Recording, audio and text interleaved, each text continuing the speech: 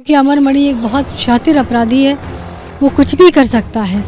BRD medical college में माननीय मुख्यमंत्री जी के गृह जनपद गोरखपुर में 12 साल से रह रहा है, तो सब कुछ छीन लिया सरकार ने हमसे।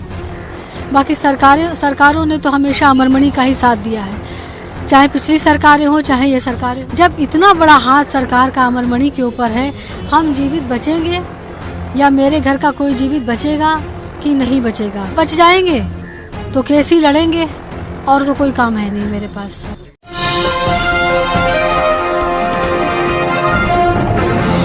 साथियों नमस्कार, मैं हूं नीरज पटेल और आप देख रहे हैं नेशनल जनमत। इस तथाकथित राम राज्य की दो तस्वीरें देखिए।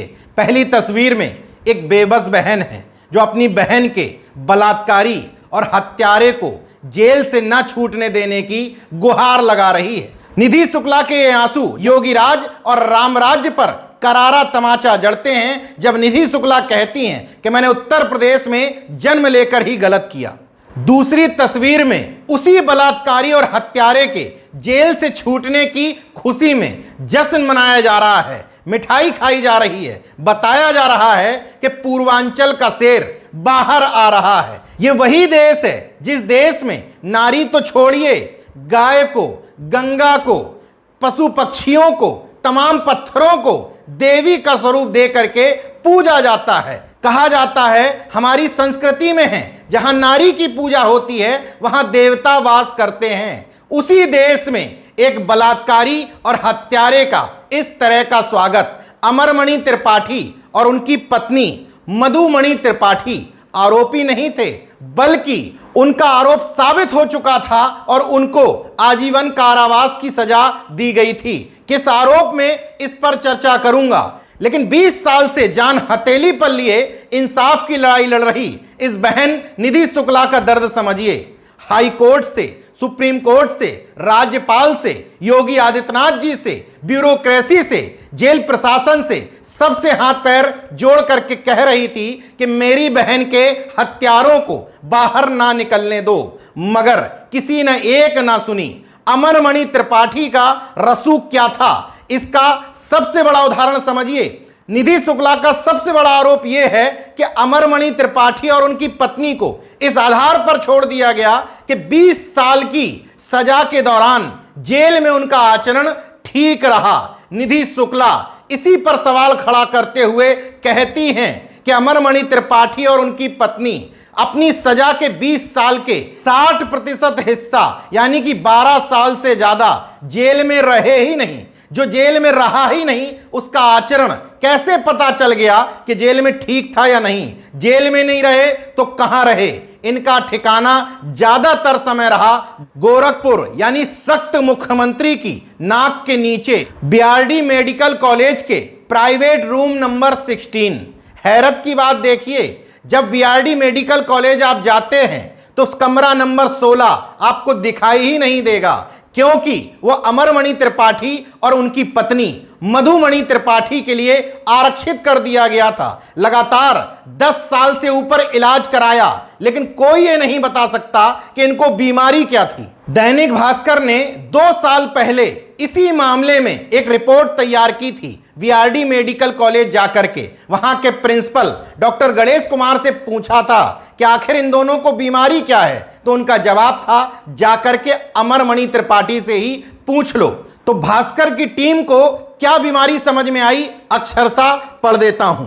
भास्कर टीम ने सजायाफ्ता दंपत्ति की बीमारी के बारे में जानने के लिए दूसरे डॉक्टर्स और इनके मिलने जुलने वालों से बात की तो पता चला कि पति पत्नी दोनों ही 7 साल से लगातार बीमार हैं। ये 2 साल पहले की बात है। इससे पहले भी बीमारी बताकर अस्पताल आते जाते रहे हैं। 7 साल में कभी गंभीर तो कभी बहुत हल्की बीमारी बताई गई, लेकिन कभी भी जो बीमारी रही उससे संबंधित अस्पताल में नहीं गए। अब अभी का ले लीजिए, बताया जा रहा है कि मानसिक बीमारी है तो बीआरडी मेडिकल कॉलेज में क्यों? इसी तरह कभी जकड़न, कभी थकान, कभी बीपी तो कभी शुगर, मंदी, बीमारी बताकर अस्पताल में भर्ती कराया, जबकि वह अस्पताल से ही अपना शासन चला रहा है। अमरमणि त्रिपाठी का रसूख देखिए। 13 मार्च 2013 से Amarmani Tripathi BRD medical college में भर्ती थे।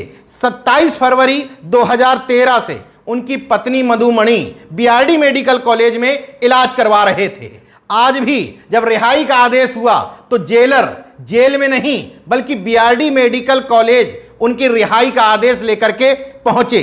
तो फिर जेल में रहे कब, पता कैसे चला कि जेल में आचरण अच्छा है? और खेल देखिए, 16 फरवरी 2019 को अमरमणि त्रिपाठी को गंभीर बीमारी बताते हुए एम्स रेफर कर दिया गया, जबकि बता नहीं पाए थे बीआरडी मेडिकल कॉलेज के डॉक्टर क्या गंभीर बीमारी थी। रेफर क्यों किए गए थे? क्योंकि 17 फरवरी 2019 को अमरमणि की बेटी की सगाई दिल्ली में थी, तो दिल्ली के एम्स अस्पताल में रेफर करवा लिया था और बेटी की सगाई में शामिल हो गए थे। बसपा सरकार में अमरमणि त्रिपाठी की रुतबे की बात ही क्या करना, लेकिन उसके बाद जो भी सरकारें आईं उसमें अमरमणि त्रिपाठी का रुतबा कम नहीं हुआ। अपराधियों और माफियाओं को मिट्टी में मिला देने की बात करने वाले योगी राज में अमरमणि त्रिपाठी का रुतबा यह था कि बीआरडी मेडिकल कॉलेज के जिस प्राइवेट वार्ड के रूम नंबर 16 में दोनों पति पत्नी आलीशान जिंदगी जी रहे थे, उस 16 नंबर को मिटा दिया गया था। 15 नंबर कमरे पर 15 लिखा था, 16 छोड़ दिया गया था, 17 पर फिर 17 लिखा था। मतलब 16 नंबर बीआरडी मेडिकल कॉलेज के लिस्ट से ही गायब कर दिया था। इसी वजह से निधि शुक्ला योगी सरकार को भी आशंका की नजर से देखती हैं और कहती हैं कि बाबा जी के गोरखपुर में उनकी मर्जी के बिना यह संभव नहीं था कि अमरमणि त्रिपाठी इतने रुतबे से बीआरडी मेडिकल कॉलेज में रह ले। इस बात में सच्चाई भी नजर आती है। अस्पताल में भी अमरमणि का रुतबा देखिए, उसके आदमी कमरे के बाहर तैनात रहते थे, पुलिसकर्मी रहते थे, बिना उनकी मर्जी के कोई उस गैलरी में भी नहीं फटक सकता था जहां इसका कमरा था। अब सवाल यह है कि अमरमणि और उनके परिवार पर आरोप क्या था? उत्तर प्रदेश में एक चर्चित नवोदित कवियत्री हुआ करती थी मधुमिता शुक्ला, लखीमपुर की रहने वाली, बहुत चर्चित हो रही थी मंचों पर। अचानक से अमरमणि त्रिपाठी से मुलाकात होती है, करीबी बढ़ती है। 9 मई 2003 को लखनऊ के पेपर मिल कॉलोनी में घर के अंदर हत्या कर दी जाती है। जब पोस्टमार्टम होता है तो मधुमिता शुक्ला 7 महीने की गर्भवती निकलती हैं। डीएनए टेस्ट में बच्चा अमरमणि त्रिपाठी का पाया जाता है। इन सब सबूतों के बाद उम्र कैद की सजा सुनाई जाती है। उसी उम्र कैद की सजा में अमरमणि और उनकी पत्नी मधुमणि त्रिपाठी तथा कथित रूप से जेल में थे। जेल में रहे ही नहीं, ऐशो आराम की जिंदगी बीआरडी मेडिकल कॉलेज में बिता रहे थे। ये कोई पहली घटना नहीं है। इससे पहले बिल्किस बानो के बलात्कारियों को जब जेल से छोड़ा गया था, उनकी भी आरती उतारी गई थी, माला पहनाई गई थी। मतलब इस भारतीय संस्कृति में बलात्कारियों की पूजा का महत्व है, ना कि महिलाओं को देवी की तरह पूजने का। यह घटना इस बात पर और मोहर लगा देती है। बहरहाल कुछ भी हो, इस घटना ने एक बार फिर से सिस्टम की पोल खोल करके रख दी है कि सिस्टम आज भी रसूखदार लोगों के हाथ की कठपुतली बना हुआ है। देखते रहे नेशन जनमत, जागरूक और सजग बने रहिए। जय विज्ञान, जय संविधान, जय लोकतंत्र। धन्यवाद।